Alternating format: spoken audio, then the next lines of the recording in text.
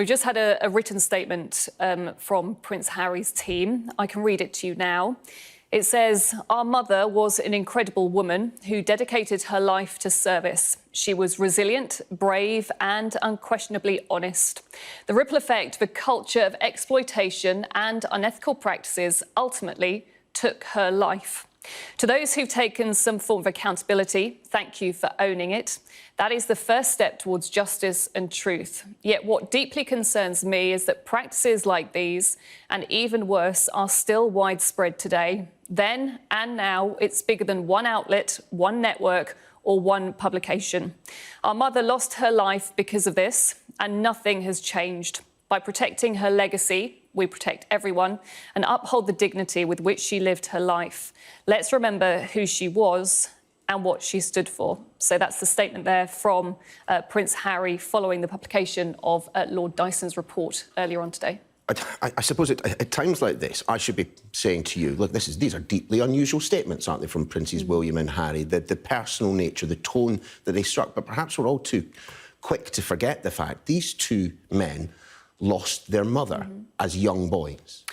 And when you look back at the pictures of them with their mother, you cannot forget that these are two men, then boys, who were deeply scarred by the way that their mother was treated by the press. And today we've had this report from Lord Dyson, which has exposed the practices, the tactics that were used by Martin Bashir, the cover-up then within the BBC, that it was fake documents that ultimately led Lord Spencer to introducing Diana to Martin Bashir.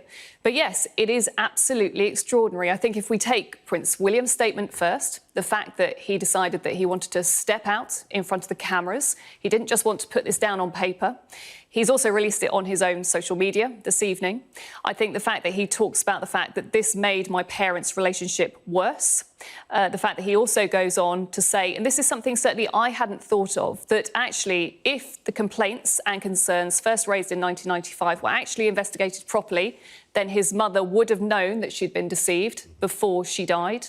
But also I think what's interesting in Prince William's statement is that final sentence in which he said, "These failings identified by investigative journalists." And I think it's at that point you can then point the difference between the two brothers' statements. Certainly with Prince Harry in recent years, we have been so used to him taking a sideswipe at the press.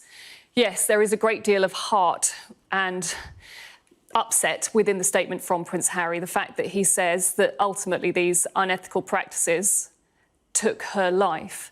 But also, again, he is now reflecting on the media that we have today and trying to say, look, we need to learn the lessons from the past, even though it was 26 years ago.